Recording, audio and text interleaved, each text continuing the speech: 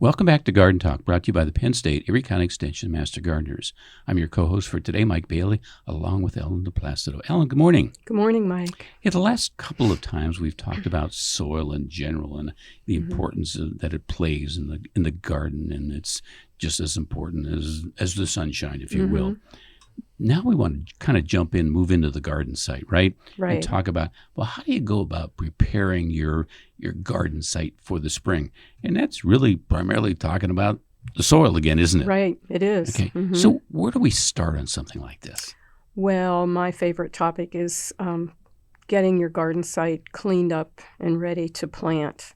Hopefully you cleaned up the plant material from last year's garden. In other words, you pulled out the plants and you did whatever weeding needed to be done, and you took those out of the garden. You know, those plants that you might leave in there can harbor some pests and diseases if you had problems last year.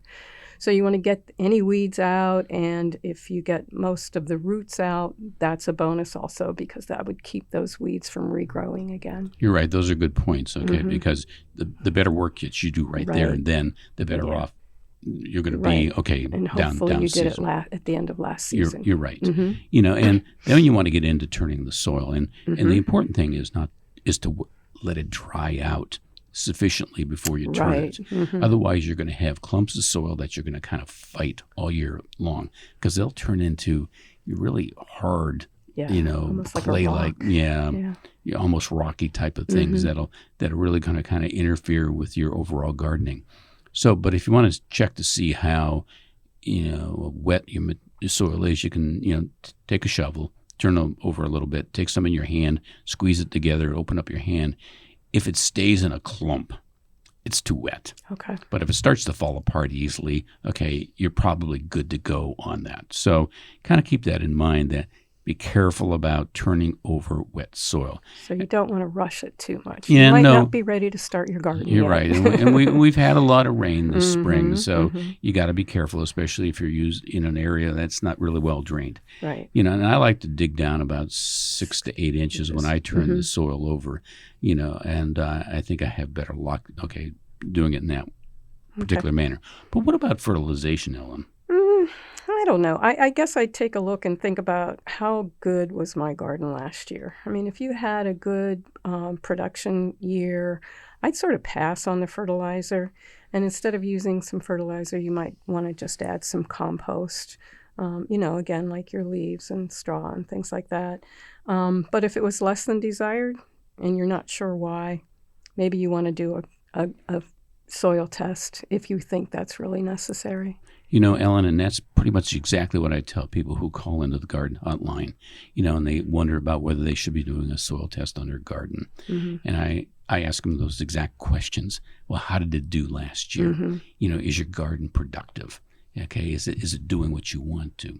And if the answer is yes, I'd say, well, don't be too concerned. I add some organic material, judiciously, and do what you have been doing. It sounds like you've been doing all the right things. Even when it comes to pH, if you want to do the soil test for that particular purpose, that's good. But if your garden's doing fine, the pH is probably in the proper range, which is probably 6, slightly acidic. Excuse me. Yeah. Okay, probably that 6.5 to 7 range. That's where most vegetables do really well. So that's how I kind of, keep a handle on it. Okay, from that particular perspective. And I think look at the whole picture. I mean, maybe one of your vegetables didn't do so well, but that might not have had anything to do with your soil per se. Could have been a problem with those seeds or plants or something like that. Well, or weather. Yeah, you're exactly right. Okay, you got to kind of focus in on this. Okay, take a look at the big picture. And manage your garden from that particular perspective. But doing a little decent prep right now.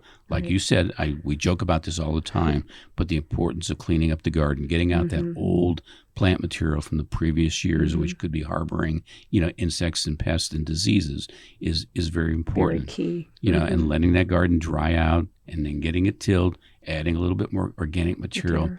That preparation, that you're doing is going to be so very, very important, okay, for the success of your garden. Mm-hmm. It will carry you through the season. Yeah, no, it absolutely, It will. absolutely will. Yeah, we see that every year at Emmaus. Don't rush the prep. Right. Okay? Do it right. Let it dry. Take the time. Add the material. And if it's doing fine, don't worry too much about getting a soil test. Right.